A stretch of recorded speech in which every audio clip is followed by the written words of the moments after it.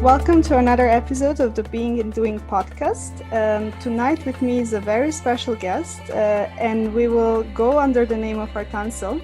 And as always, with the people I like to talk to, we had an interesting story of how we got to know each other. So I somehow accidentally stumbled upon Artanzo's art on Instagram. And because I like yoga, the drawing that really inspired me was a yoga girl, but there was a kind of a dreamy outlook to that girl, and that really was an interesting point of view for me, because I also see yoga as a way of going a little bit into the unconscious.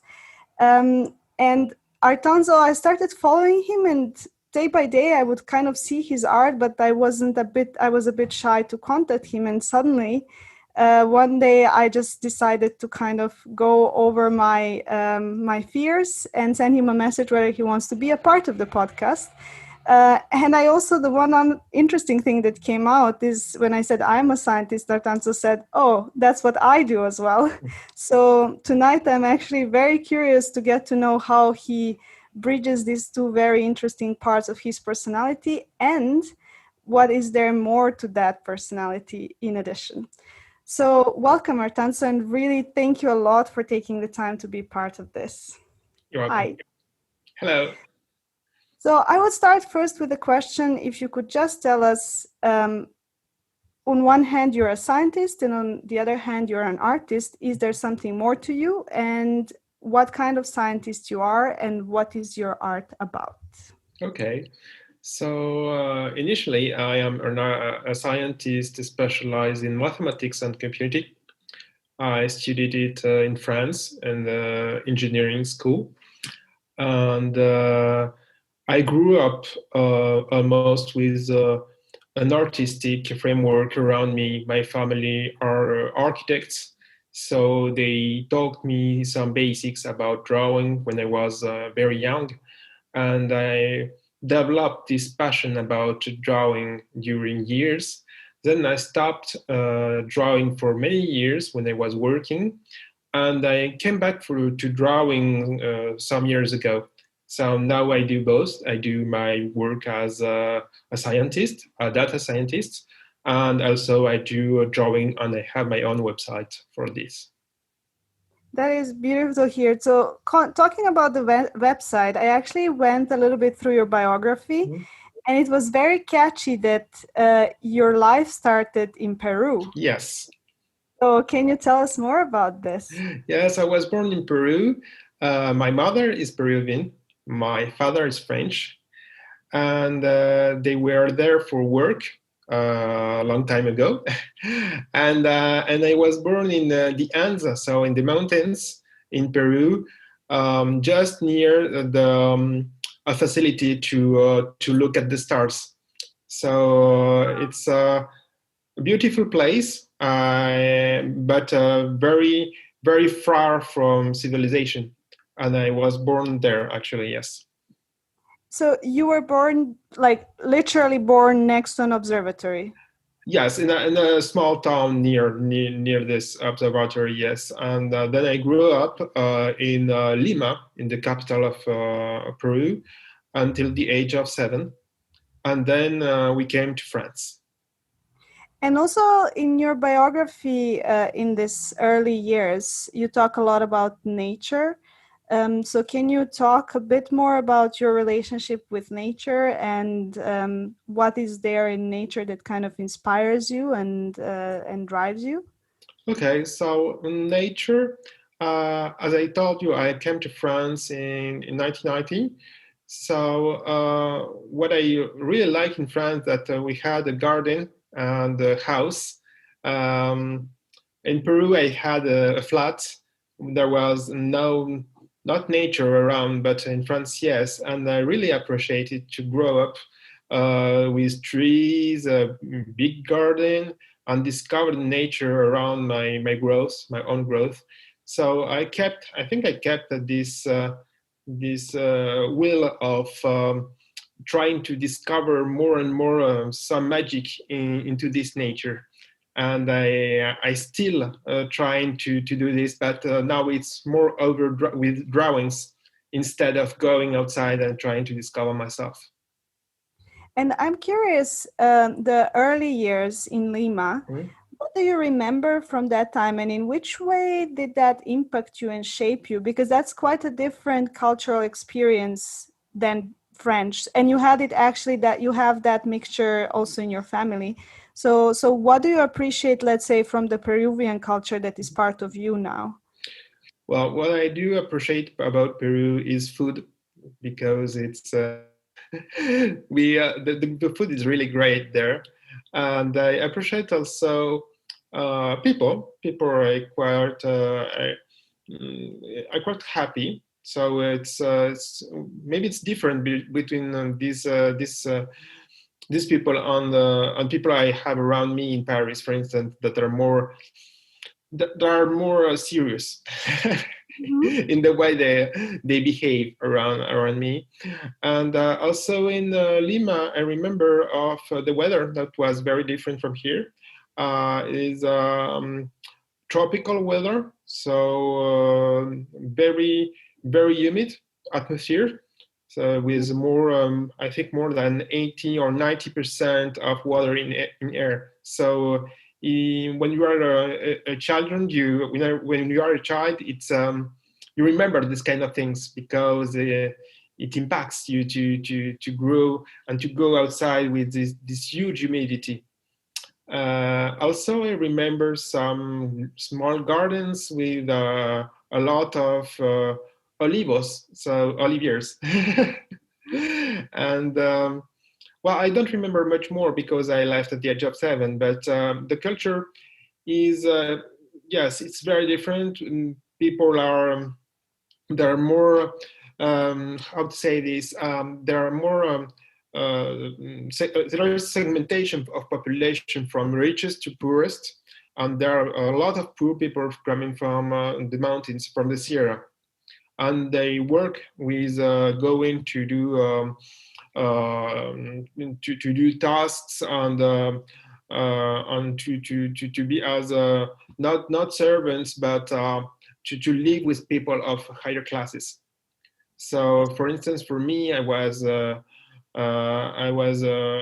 grew up with one woman from Syria that I remember her because she watched with me television novelas. Yes, telenovelas and this is very typical from this kind of country to watch a lot of telenovelas and to keep the television turned on all day. All the time, Yeah, yeah. all the time, yes. And this is not the case in France, but in all South American countries, people are a lot of time in front of their TV. So I remember, yes, the television. I remember the advertising, but I think I don't remember much more, except maybe the school. I was going to the school that was very far from the home, for my flat.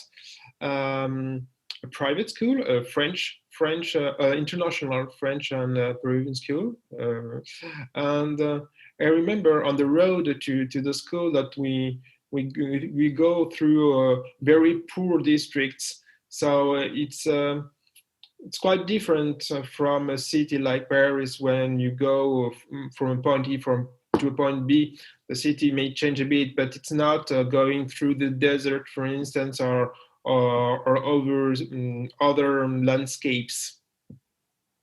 That's it. So the funny thing is that I grew on the opposite side of the of the world in Serbia, and actually I grew up with the TV on watching Mexican telenovelas. That's the reason I speak Spanish, actually. Okay. No, Way to that's learn, yes. it's always really funny to see that you can grow up in such different parts of the world with the same experience. And I'm curious actually about that experience of poverty when you were quite young, because you were somehow probably not immersed into that poverty, but you were to some extent observing it. Mhm. And did that have a certain impact on you? And did you ask questions to your parents? Why is this like that? And what were the answers you were getting? Or you don't remember something like that? Mm, Not the poverty. Maybe you can see it when you go in a car from a point E to a point B. For instance, going to school or going to the airport. And the airport is located in Callao, so it's a very poor district of Peru. It's in the Mm-hmm. suburbs of Lima. But otherwise, my own district was a kind of rich district because it was next to the embassy. So I was kind of protected of the poverty living there. We have to know that Peru is a quite dangerous country Mm-hmm. because there are a lot of poverty. So people of the middle class live in districts that are quite protected, and they are very cautious also in everyday life. For instance, they don't go into every taxi. They will not speak to everyone in the street. They have some things to know to live in Peru. And when I was very young, I was below 7 years old, my parents took a lot of care and didn't let me to go outside alone, for instance. So I was kind of protected in my district.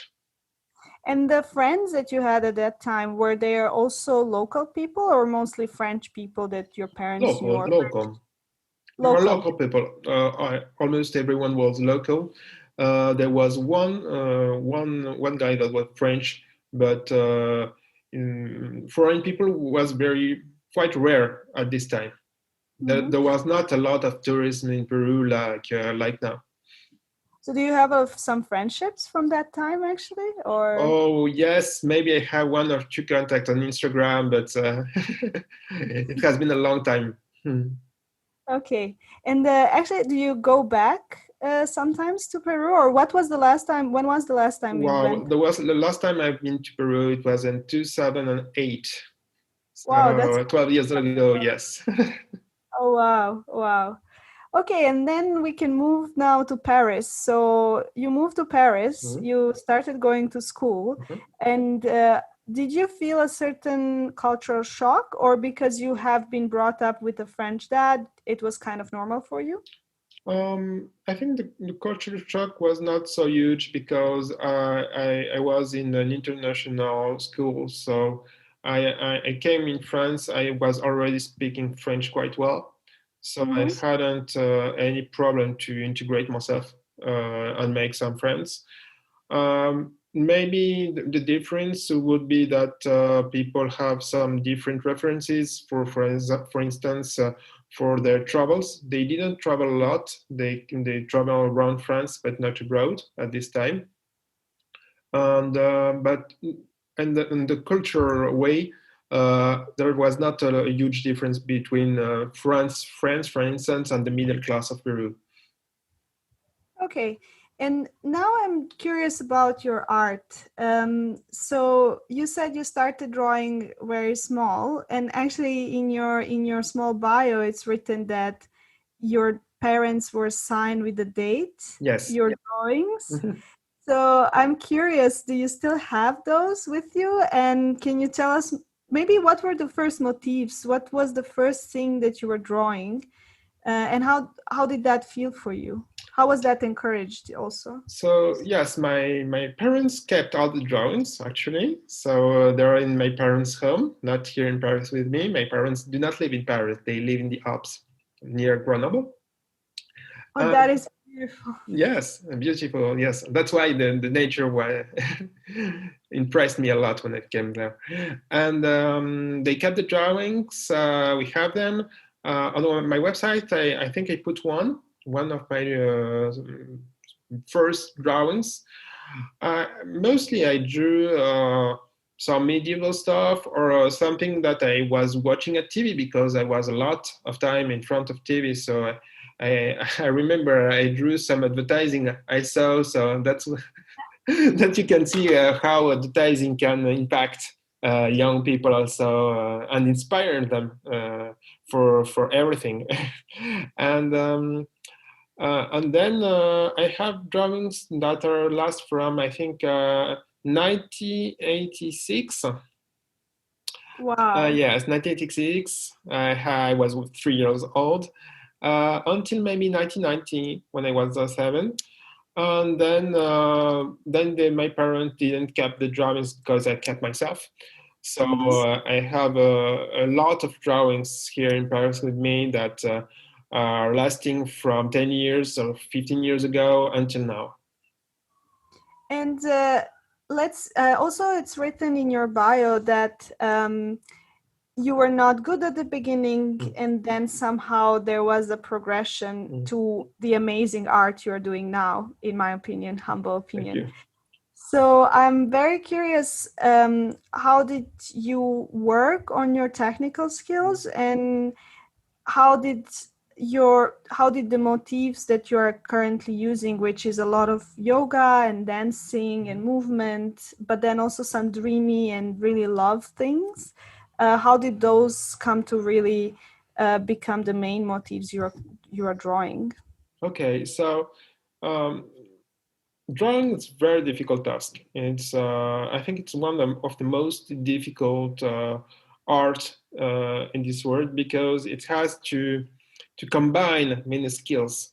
You have to combine imagination, space representation on a 2D, two-dimensional space.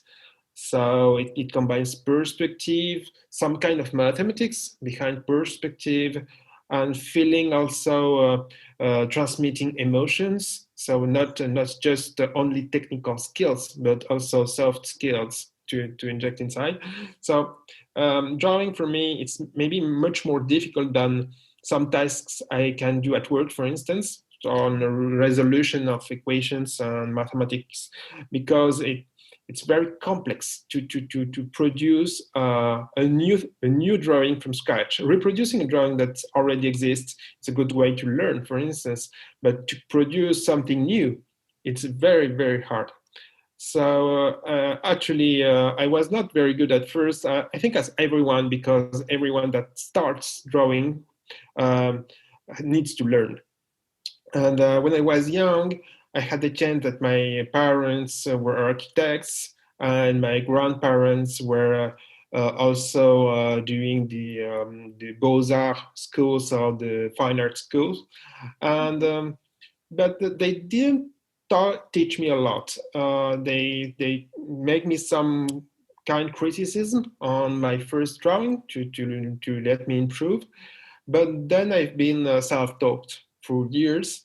I didn't take any course for drawing, but the funny thing is that now I'm taking online some courses because I want to improve some special skills that I see I'm lacking in my drawings now. But I'm doing things at reverse. I started with an intuitional way of drawing, and now I'm more into technical skills because I want to make my drawings more professional, and I need to learn from others for this. So to answer to your question, being good at drawing is a long, long path. It takes years, and when you look, for instance, to Japanese masters, they say that it takes a whole life to find a unique style and find the perfect line, for instance. So I'm very inspired by Asian artists because I really like the way they think the drawing and to with the harmony, the purportual search of harmony in the drawings. This is very interesting for me. So I have two questions after this. So one is, can you be specific in how did you, on daily basis or in your drawings, find ways to intuitively improve? Did you give yourself some small tasks and thinking, oh, I want to draw this, and now I need to try and figure out what are the skills I need? Or was it the other way around? You were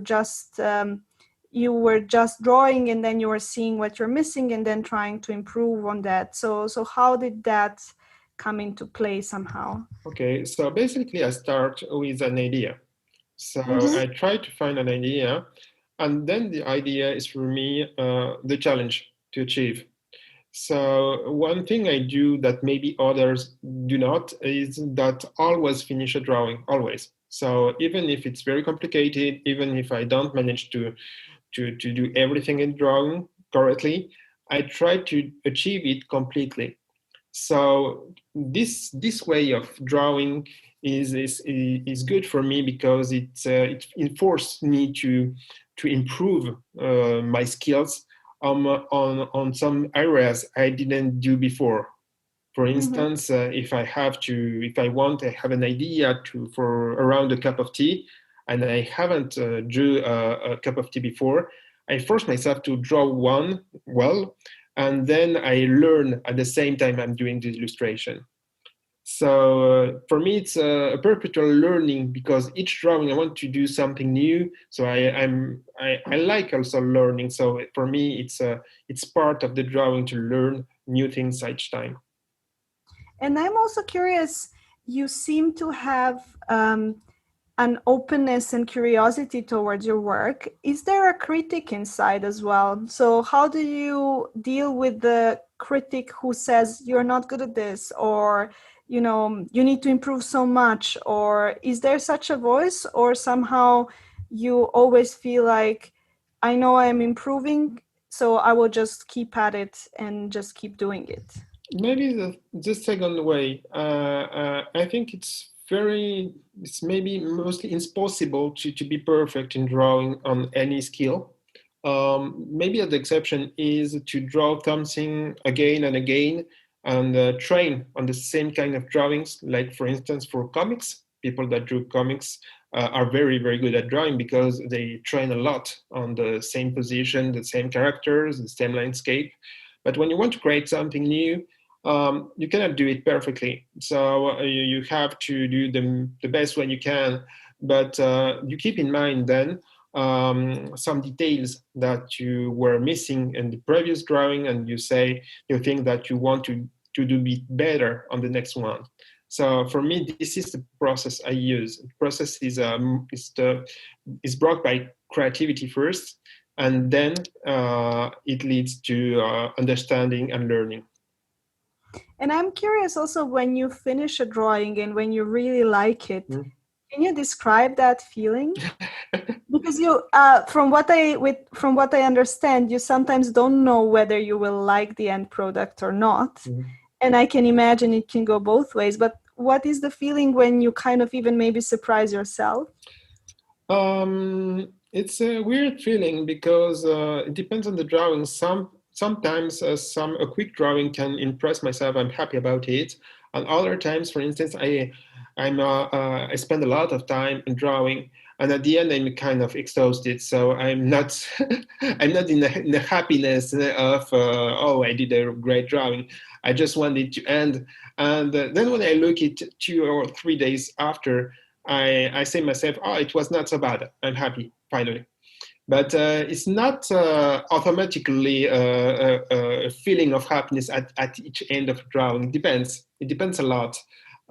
Sometimes I'm very happy, for instance, about my sketches. So I do pencil sketches. But I think it's also a bit of chance. And in drawing, as on other arts, there is a small part of chance, and sometimes things go well until the end. And sometimes things will never go well. So I finish the drawing, and as I say, I always finish my drawings. Other people start a new drawing, but you have to deal with a bit of chance, and of course you have to deal with your skills. And when you finish the drawing, well, maybe sometimes I don't have any opinion at the end of drawing. I don't know if it's good or not. I post it on Instagram and I see if people like it, but it's very difficult to have an opinion on ourselves. It's more interesting to have another pure eyes that look the drawing and give an external opinion for me. And I'm also curious, how much does that external opinion influence you? So, because it can always be either good or critical. So, when it might be critical, how does that influence you? Well, depends on the. I think it depends on my on the past. For instance, at first I had a lot of criticism about proportions, anatomy, the hard skills of drawing, and there were good criticisms, of course, because I was not very good at drawing, as I taught you. Now I improved a bit on all these skills. So there's still some criticism that come more from people that are professional of drawings because they can see the defects of a drawing. Other ones do not see them. So it's very interesting for me to get these criticisms because it's not just a destructive criticism. It's a criticism that helps me a lot for the next one. So I'm quite happy to have constructive criticism. And then for people who like my drawing, it depends also. I have some quick likes, like on Instagram, just a like. So well, I'm happy. But some people say that it's changing a bit the life, and I'm very happy about this. That to communicate something good to people and to make people feel good while looking at the drawing. For instance, there was a woman that told me that my drawings were very calming. They make her feel calm. So it was very interesting for me to hear that because I know that I can have an impact on positive impact on people with just an image. And maybe this is what I'm trying to find, but it takes a lot of time. It takes years to find the perfect harmony to communicate perfectly this feeling of calmness or a dreamy feeling. So I'm curious also, you mentioned that you are inspired a lot by Asian artists. So can you say which Asian artists and what kind of art? Mm-hmm. Because I, for example, really like this also Japanese styles and Chinese with just pen, with no colors almost. And that there is what you're talking about, the Yes. perfect harmony. So can you talk more about that? Yes, well, I'm strongly inspired by Japanese art. All my drawings, people say that the design, the lines are coming from the Asian artists, and they're right. Um, the first artist really inspired me was Korean. I think a Korean artist that his name is Young Tae Kim. It's an artist that worked for video games, and he had a very good character design skills. And I was very impressed. I remember I was about 12 or 30 years old, and I was really impressed by this artist. I tried to understand how he did this kind of drawings. Then I really liked also a very famous artist that's Dali. Dali, I really like. Well, I like the ideas, but I also like the shading, the rendering, the technical, the perfection, the technique he has. So it's very interesting to study Dali to understand the way he deforms reality and he transmits the surrealism to other people. And of course, I really like Okusai. Okusai, Japanese art, is very famous because I really like his line. He has a line art skill that are great, and he uses India ink. I used a lot also, and I really like this artist because this artist. I remember he changed a lot of pseudonyms, the nicknames. He changed a lot because he wanted to change each time a style, and he changed. He was a. There were more than one artist in this guy. There were 5 or 6 artists inside him, and for him, the process of targeting perfection was a long process that lasts a whole life. And I really shared this idea with him that each drawing, it's a little step. It's a very little step towards something bigger, and you don't have to hurry because the passage is very long. So you have to do drawings until reaching maybe the perfect harmony. So for Japanese artists, for instance, the harmony is in nature. They're drawing trees, for instance, and this kind of artist spend maybe all his life drawing trees and nature. So it's a good, very good reference for me. It's beautiful. Actually, after the conversation, I will send you one uh, drawing which I have on my phone, which I feel like a perfect harmony. And I'm curious about, you say you always start a drawing and you always finish it. How often do you draw? Do you draw every day? Or do you have a certain days that you draw? Is it very spontaneous? How does that part of the process look like for I you? mostly draw during weekends. So to be precise, I draw on the Saturday morning. I do the sketch of my illustration, and I paint it on the Sunday morning. So on the weekend, I spend 2 half days drawing, basically. During the week, I have less time because I have another job aside. So I do some quick sketches. And when I have time, I do 1 or 2 sketches during the week. And I put it as auctions on my websites just for fun. And I find people who participate in the action and earn the small drawing. That's beautiful. And I'm also curious, I love the way you portray or the calmness that somehow emanates from you. So that's very present in your drawings, but I can see it's very, very present in you. And I'm curious, what is it that kind of inside of you helps you to maintain that calm state and that harmony inside? I don't. It's a very, very difficult to describe because harmony is not. It's not material. Harmony is. It's maybe the sum of many factors, if you talk scientifically, and maybe it's the thing that it's more the best, more interesting to achieve because it's so difficult to get the keys of the harmony in a drawing that I can't describe how I put it inside and when I achieve it successfully or not. There is a little. I think that the beauty is that there is a teeny part of chance that bring this harmony into a drawing. And I'm curious that there is one part of harmony being inside your drawings, but the harmony being inside of you. Oh. So how do you keep that harmony, or how do you nurture that harmony? Oh, I nurture this harmony almost watching pictures, movies, pictures of nature, pictures of Asia or other artists also. Something I like looking at other works. I like, for instance, I like everything that is related to the sea. To yoga, of course, to dancing.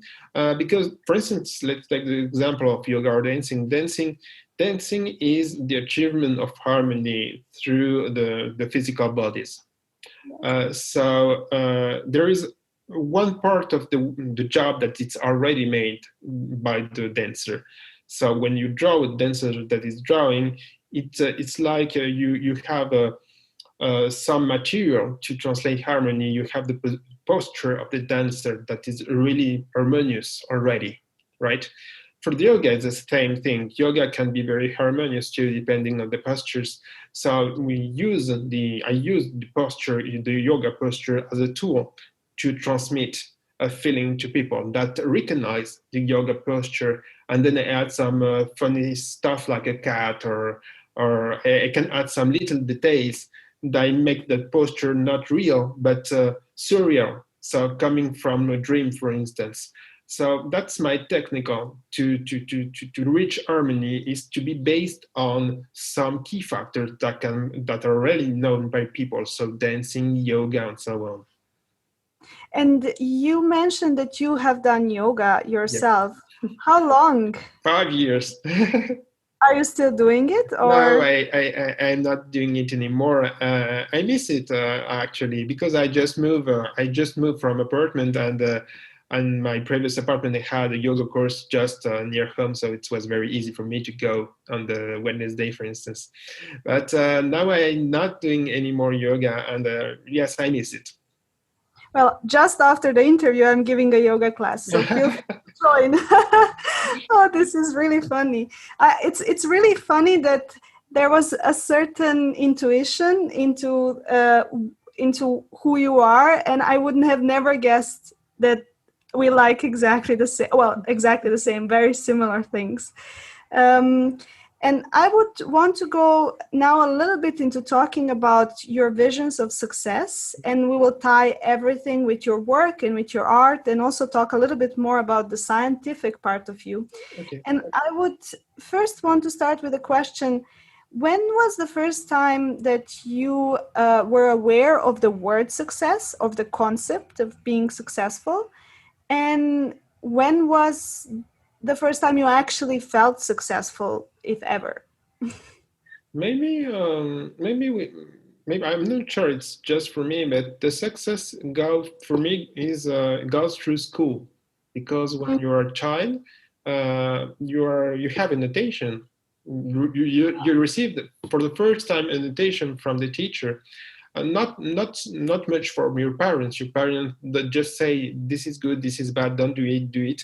But the teacher gives you a ranking, a notation, and you are ranked among the other pupils. So you can see if you are the best one or not. So you can have a first idea of the success, because being the last one is a fail, and being the first one is a success. And this is the first step into the society, also the school. So the ranking. And in France, we have a lot of culture of ranking, because there are a lot of contests to enter in the engineer schools, for instance. And they're very hard, and you are always ranking with everyone, and you are just a number between the others. So you're looking at your marks all the day. So maybe the success for me is it's like harmony. The success is not something material. It can be inner success, but the success in the society for me is something that was structured by marks or notations. So that's for me the definition of success. And then what is interesting, for instance, is that in the social networks, adding the simple, for instance, like button, it's a notation again, because people are ranked around how many likes they have. So it's a number. So it's a notation again. And before the social networks, there were not this kind of notation. People were going through forums, and there were just comments, maybe a lot of comments, but there was not a synthetical number, something that was just giving you a value. For instance, on Instagram, you have followers. So what is your value? Your value is your followers. So the success maybe in this kind of social networks is to have the most followers as possible. So for me, the success was very structured and was very widespread in the society. And it's also a huge mechanism of frustration, because there are a lot of people that are very frustrated of always being ranked, always being reduced to a number, especially on the social networks when they do post some drawings, some about the life, and they do not have any feedback. So for them, this is a synonym of failure, but actually it's not. But the society, the reflect of society is just the number. You have the number or you don't have it. So it's quite sad, because I think that people could live better without being always ranked like this. Well, now I'm quite happy that I have a lot of feedback on social networks, but I really prefer the written feedback of people that do comment, for instance, than just only the like button, because well, I'm always happy to have likes, but for me it's too reductive to just give one like to one drawing. It's not. I think the value it's less valuable than commenting, for instance, contacting people. And I'm curious, how do you kind of separate yourself from being valued by a number? So what kind of inside job you had to do in order to not identify yourself with that marking or with the likes or whatever is kind of reducing your value to just a number?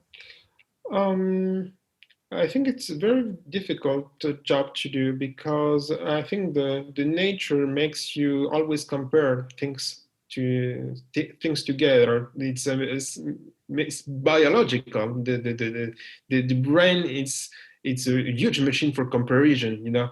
So you compare everything in your life. You are comparing. You're comparing distances. Something is far or something is close to you. For me, I think it's something I cannot manage very well because there's something that is physical, you know, on the comparison. So maybe what can help me is that I have sometimes mostly no feedback on drawing, for instance, but I have just one comment that is very precise and very sound, and I really appreciate just one person that had a feeling about the drawing and just told me this. Just one person for is enough in this world. So if the message has been sent and received correctly by one person that is very moved by drawing, for me, it's kind of success for me. It's maybe a better success than if I have 1,000 or likes and without any commenting, for instance. And I'm curious, when was there any time, a moment where you felt I'm more successful than I was yesterday? So the comparison is not external, but you're comparing yourself to your past self, and you feel that feeling of I won over myself now? Maybe about comparing from one day to another is maybe too fast for me because, as I told you, my process of creativity is very long. So I do not improve a lot from one day to another. But when I look, for instance, my works from the past 2 years, I find the successful way. I found that the path I followed led me to something higher than before. And this is for me very gratifying. I'm very happy to progress in drawing because progress in drawing it's a huge a huge theme of conversation between artists. A lot of artists do art blocks, for instance, so they cannot do anything during months or years, or they feel that their drawings are worse than what they did before. So it's a huge source of frustration in art, the progression part. For me, as I go maybe slower than other people, I change a lot of style. I try anything. I have a kind of methodology to progress like a scientist. I try things and then I do things very, very specifically. So maybe I do not have this kind of frustration from one day to another, but I'm happy because I know that working a lot during years, it's worse. I find a kind of success behind it. And now I actually want to include the scientific part of yourself. Mm-hmm. And I really recognized what you said, that having this very systematic mind does help a lot into going into arts because it gives structure. Mm-hmm. And I feel sometimes what artists that are only doing arts are lacking is actually precisely that structure that we have in our everyday jobs. So one of the questions I always ask is, how do you think your profession informs the way you think? Mm-hmm. So I'm curious, how does the fact that you're a data scientist help you in your everyday life? And also, how does it bias you in thinking a certain way? Works, my job, of course, influences me a lot. Maybe most in the relationship between others, because working is also very a social experience before being some technical stuff behind. And the structure, the way of thinking and the structural way helps me. Well, it's linked closely linked to mathematics because I do a lot of statistics in my work. It I think it brings some guides, yes, some guidelines. And there are some artists that want to break all the rules, all the guidelines, and they want to be very, very random in their creation. I cannot do this because I'm a figurative artist, so I have to represent some real objects and humans on the paper. So there is a lot of technical skills that are much more quickly mastered if you have some scientific way of learning step by step and trying things and keeping things or not. So I think it's related to the goal of the drawing and the way that I do the fact that I figurative art. If I did abstract art, it could be interesting also to interview an abstract artist and trying to find if he has some scientific thoughts behind, for instance, for fractal artists maybe. But for me, I cannot dissociate the skill, the technical skill, and the artistic part, the imagination, the part. Because if I drop the technical skill, I cannot represent the idea on the paper correctly, and then the impact of the idea is much more lower on other people, of course, because their brain recognize very quickly a good drawing or not. The brain is very good for recognition, and for instance, a body that has something weird, the brain will recognize it very quickly. So it's very important to be precise in the drawing figurative art. So that's why I think that maybe my job helped me to, well, in the first place, it helps me to be cautious that I have to be a good technical guy before being an artist. Third thing.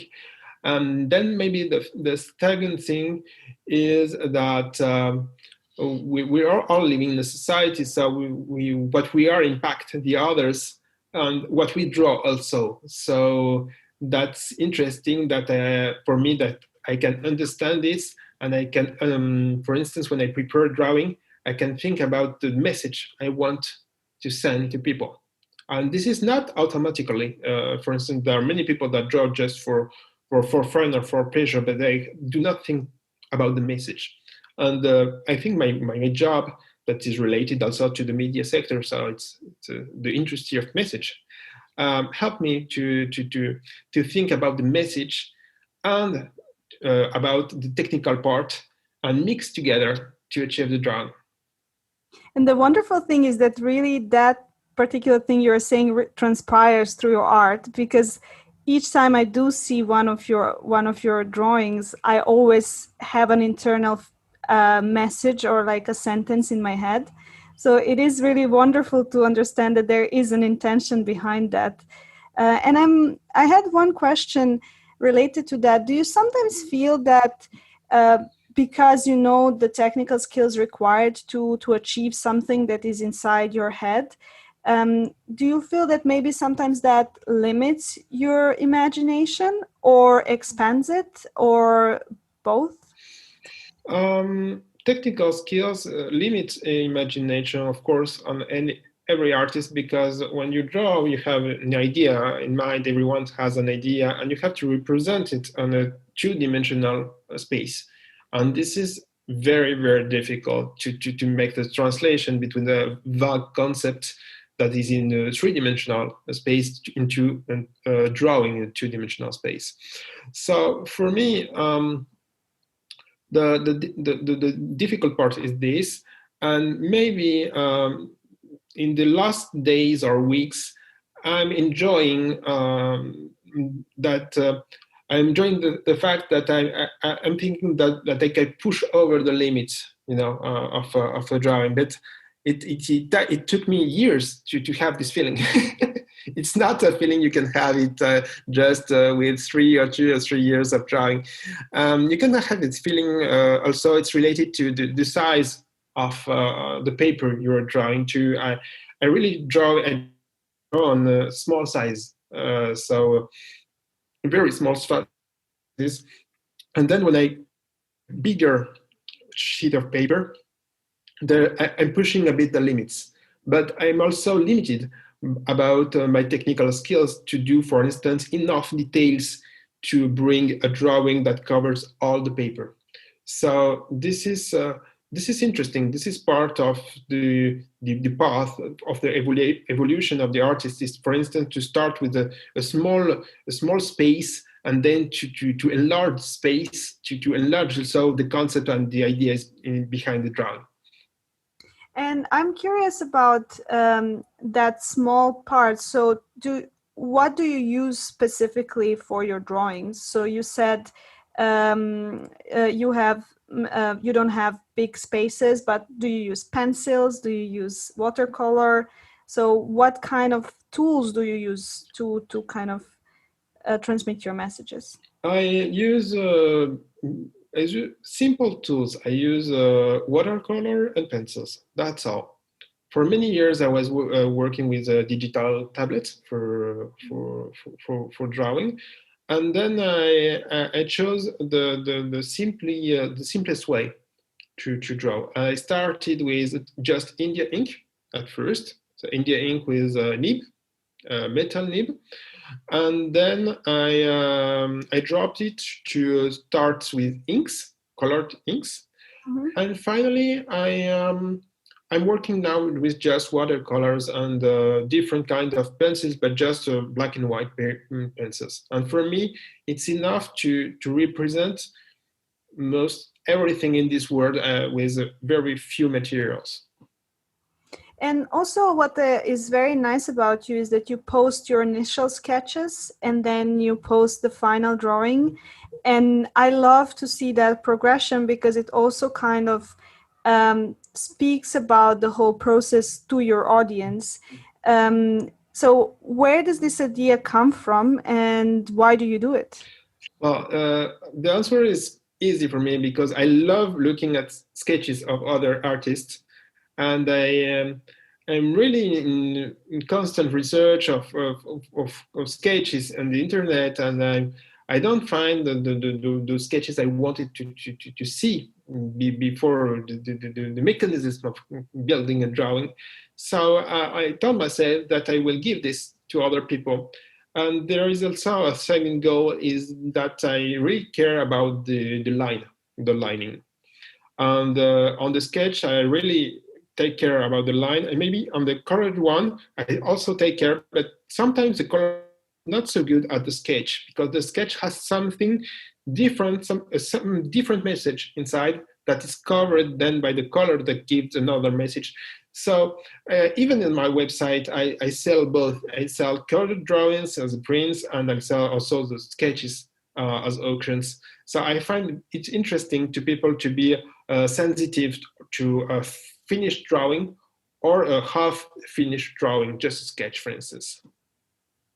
And also, I'm curious because I again had that perception that I react differently to the lines and then to the final sketch, and it's very true that sometimes I prefer the sketch alone.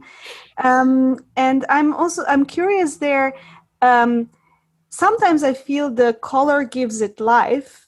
And really makes like the whole dreamy state that I feel you're trying to transmit. Mm-hmm. But then sometimes I feel the line gives the harmony. Mm-hmm. So what is your experience of all of that? Yes, so you just summed up the most difficult part of the drawing is to combine the harmony and combine the dreamy message and to make it undissociable,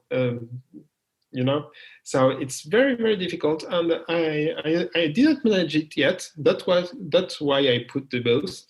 I'm trying a lot to combine to search the perfect combination. It's like in chemistry, and if you want to the perfect combination, but the color brings a lot of message inside, because just for instance, if you just look at the color, pure color, squared color around, you can have a feeling already.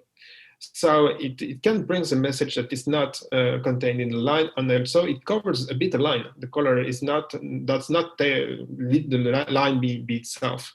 So it's I just want to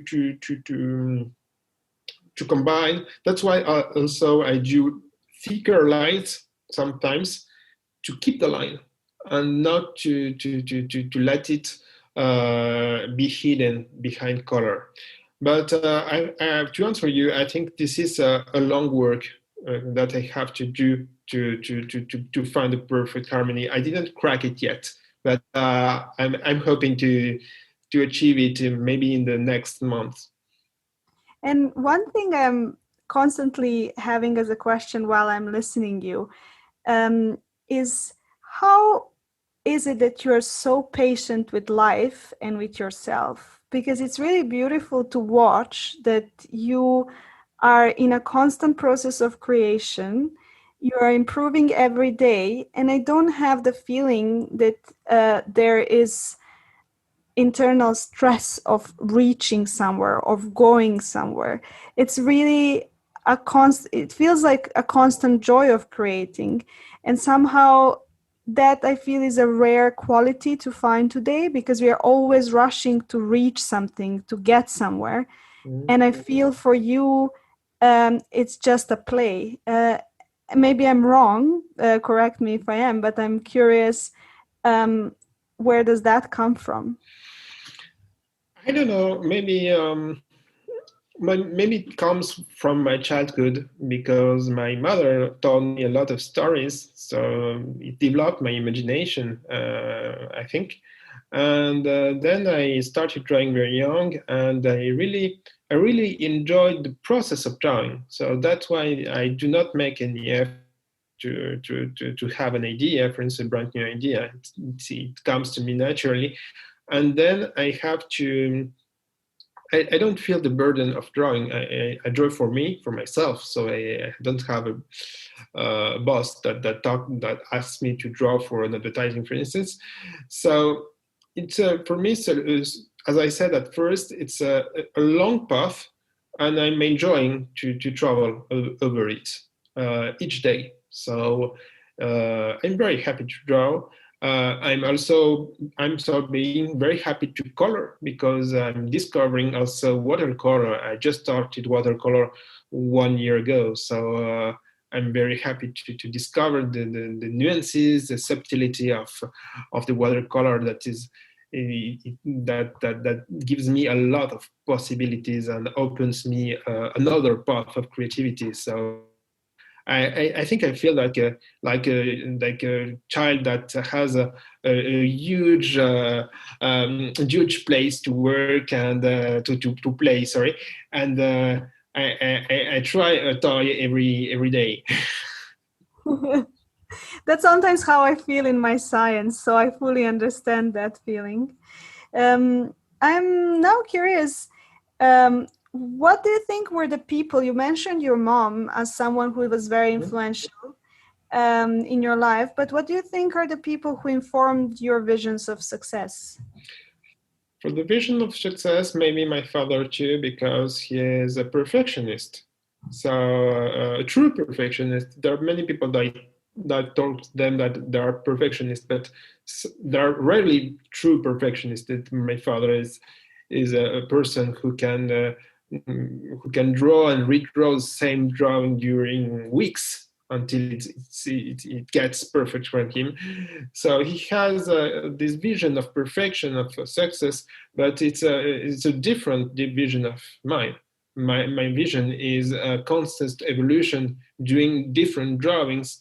His is most perfecting one drawing, improving one drawing, and draw the same drawing until it gets good.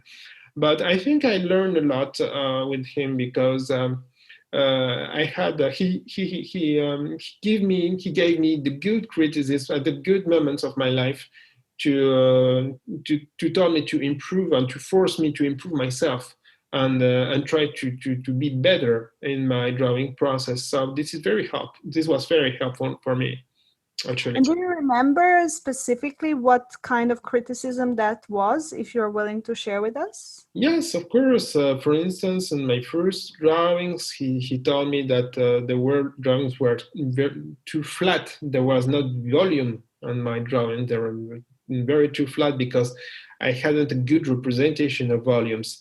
So of course, when you hear that and you are 12 years old, 13, you do not understand very well what it means.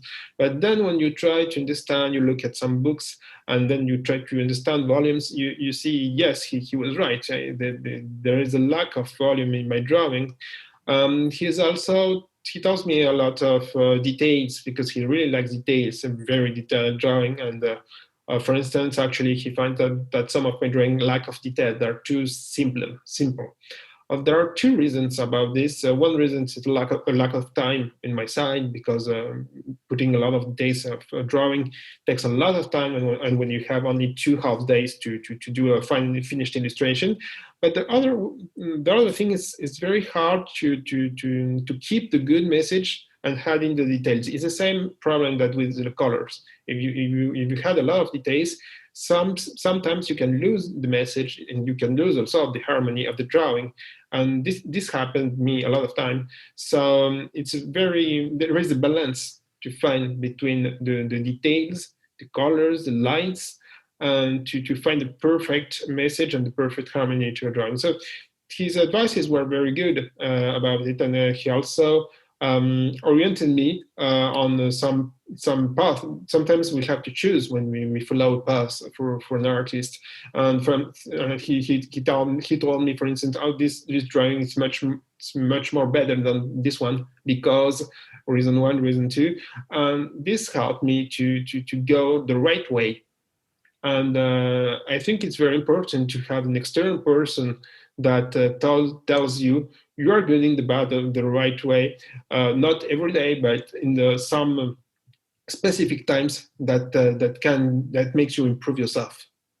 And I'm curious also, what was his way of delivering this criticism? Because it's very clear that it impacted you positively, but I can also imagine that sometimes these kind of criticism can be very negative, especially if you're so young, 12, 13 years. It can be that some people would quit drawing if someone would tell them, So I'm curious, how was he delivering it that you were so receptive?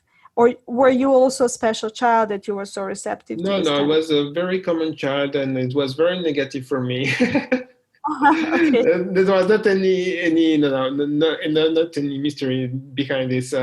As every child, he told me orally the criticism: this is bad, this is good, and I was not very happy to spend 2 or 3 hours on a drawing and then to hear it's bad. It's not a perfect drawing. It's not professional. He had this kind of words, and of course I was not happy. But much later, you understand that it was not a bad intention. It was just to say that you have your opinion of yourself when you draw. And if someone tells you, beware, your opinion is maybe too high, you have to improve, it can help. Obviously, it helps. Well, if it's too frequent, it can demotivate also people. But for me, on my side, I started drawing early, but then I quit drawing maybe between 14 years old and 80. And then I started again when I was in Paris alone, and he wasn't here for helping me. So I had my own criticism of what I do. And then I was helped also by some people from forums, for instance, or from social networks, or also with my father again.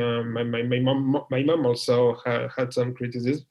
But I had much more people that gave me some feedbacks. So that helps me a lot to distinguish which one is good, which one is most quoted, and which one is not worth to follow. And now I'm curious about what does a successful day look like for you? So when you feel I have done something with this day, how does that look like? And how many versions of that you have? Sorry. A successful day for me is a day that where I finish my day. For instance, at work, when I finish my day and I am happy because I achieved something. There is not a pending day that I have a lot of work for the next day, and I'm happy to achieve my daily goal. For instance, so for drawing the same thing. For instance, if I got my goal on the Saturday mornings to finish the sketch, I'm happy to finish at the time and then to go to the next step. It's finishing one step for me is maybe is a good definition of a successful day. And I'm also curious, what do you think was the biggest impediment to being the successful person you are now? So what was the hardest inner battle that you had to overcome in this process? The harder battle is maybe the perception you have on yourself and the perception that others have of your work. Maybe most of the time you are wrong of the perception. Maybe it's also biologically, I don't know why, but in drawing, when you draw, sometimes your brain, you arrange your brain to think that the drawing is good. The brain wants it to be good, so you convince yourself that your drawing is good, and then you upload it on the internet and you give it to friends, and they say yes, it's good, but it's not the best one, and then you realize that there was some illusion that you were living in when you were in the creation process, and your lack of self criticism during the process, and you finished it maybe too early, and you had to work a bit more on some details and or rework some parts. So this is the most difficult part of being successful, I think, for me. It's to rethink my drawing and to put in perspective some directions I was being into when I was drawing, and they were wrong. So I had to restart a huge part of a drawing, for instance, to make it better. So this is for me the most difficult part to reach a successful drawing. Yes. And does this facing the constant feedback became easier over time for you, or it's equally difficult each time you post a new drawing? I think this will never disappear, and I think it will never disappear in any artist, because when you create, you have some kind of doubt inside you. You are doubting. You are not sure if the drawing is finished or not. This is interesting. What is a finished drawing? You cannot define it. A finished drawing is a drawing that are for you satisfactory, right? But is that satisfactory for you the same satisfactory for others? Very difficult to say. So I think that this inner battle will be ever and ever exist into me, and I think also in any other artist for a long time, until the and end. scientists as well. Science is never finished as well. And I'm curious, what do you think was one truth about reality that you were not willing to accept for the longest of time? So you were kind of, you were kind of putting your hand and saying, no, this cannot be true, this cannot be true. But when you finally allowed it to sink in, it actually made your drawings better, or made you more successful, or made you more calm and harmonious. Yes, of course. Maybe for me, for instance, is that I lack of practicing, because it's not my first activity as an artist. So I know that when I will doing a new drawing the next week, I won't be trained enough to make it perfect in terms of, for instance, in lining or coloring. So I have to deal with it, actually. So I try to find the best the best composition, the best effort in one terms. But it's also a kind of challenge for me to achieve a finished illustration on only one day. That is also interesting in the path of creativity, I think. Yeah, I mean, I guess that structure that you have also helps you to always have an output while still learning, which is really, really impressive, actually. And I'm curious, what do you think maybe is a pain in your life that you think shaped you a lot to be the person you are today? A pain. No, I don't know if there is a pain. Maybe there is kind of nostalgia I have of maybe Peru, but I don't cannot define it very well.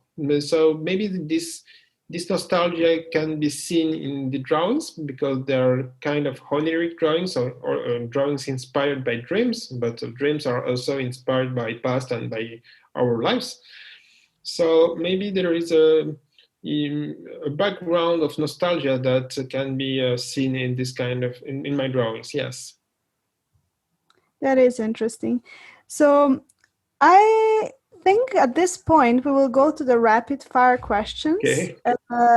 to just kind of wrap up the whole interview. And the first question I would like to ask is, what is a book, a present, or an idea that you like to gift people, or in your case, a drawing that you like to gift people the most? What is an idea I want to give to people? So, what is a book, a present, so anything material, or an idea, or in your case, a drawing that you like to give most frequently? Oh, okay. Maybe I would like to, if I would like to give something to people, is maybe an art book of my drawings and sketches. I already did one 10 years ago with my first drawings, and I would really like to communicate of the creative path I'm working on. So what we were talking about, and to make people have a physical book when they can follow these dreamy drawings and get the message. Yes, I would like to be materialized by a book. Yes. That's really beautiful. And I actually want to also ask this about the dreamy space. Um, how does that dreamy space look like inside your head? So uh, how how does the space, the kind of the garden of your head look like on day-to-day basis? Oh, it's a quite difficult question. Maybe one interesting answer is that we were talking about that everything was structured around us with a lot of rankings, markings, feedbacks of society, and maybe in the dreamy part is a space where there is not a judgment. There is a kind of freedom inside it, and there is a freedom to think about any new ideas without any judgment. And the judgment comes up after when I do the drawing and I put the drawing in the two-dimensional space paper sheet. But I think yes, it's a space of freedom for me. And is it in your head two-dimensional, or it's also like almost like a moving image?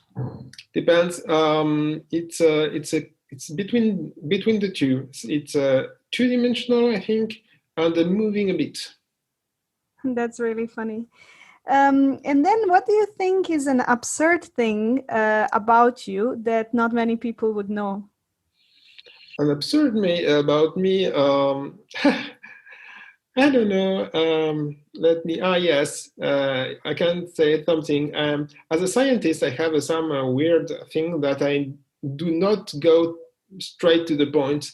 I really like to explore some very tortuous path, and I go to very. Sometimes I do things very complicated, as I could be maybe very easier, and this is quite absurd for a scientist, for instance. And yes. Well, maybe that's where the artist part comes Yeah, in. maybe. And then another question is, what kind of compliments do you like to receive, if any? Or compliments. Oh, I like every compliment, first part of the answer. And the second is, for instance, I remember an exhibition that I crossed a woman that had one of my drawings on their phone background. And she realized that I was the artist, and she was very happy to discover it. She was quite surprised. And I was very surprised also that people had an intention to put my drawings on their phones, because it's quite personal, mobile phones. So that they want to keep this piece of art, this message against them in their everyday life. So I'm very happy about this. Yes, it's kind of a compliment for me. Yeah, definitely. And what do you think has become more important and what less important to you with aging, with growing more mature? More important, what is coming more important for me, I think, is that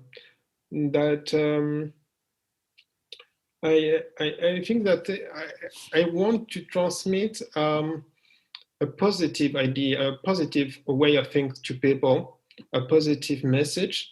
So maybe the positivity is not so essential when I was younger, because I thought it was very natural. The being positive, it was a natural thing, that it was very automatic, like for everyone. Everyone is happy. Everyone can be positive. And when you grow up, you know that you understand that there are a lot of people that are not happy in their lives. So they need an external help for to feel better. For instance, when they take yoga courses, and it's yes, it's like the yoga course. It's try to go in the place and to be with others and to practice postures and feeling well inside. So I try to do the same thing, but just sending images, because I know that images are very strong in terms of impact on people. So maybe helping people passively, just making them looking every day at a new drawing, is a kind of a great achievement for me. Yes. And it's, I have to say, a beautiful intention. So thank you very much for that, because we see it in your drawings, definitely. And to really finally conclude, I would like to ask you the question, what is it that you would like to ask yourself? So what is something that you're dying to share with people, but just no one had the perception to maybe kind of see it in you and then ask the question? I don't really understand the question. So what is it that, you are being interviewed as an extremely successful person and you had a voice to share your visions, your ideas, and your art, but maybe I've missed something and I haven't asked you, or no one has ever asked you something that you are dying to be asked. So what would you ask yourself? Oh, okay. Maybe maybe what I can say is the success, the success, the way to find success in life, and that is one of the themes of this interview, is that maybe the success perception can be different between people. They don't have the same scale value. And what is happening is that the digitalization and the social network are putting on the same scale the notion of success, because they put some mechanism of likes, comments, followers. And I'm just wondering, it could be kind of dangerous for the humanity to be structured into numbers and databases, because we're not naturally made for that. We're maybe to be individuals, to be different to each other.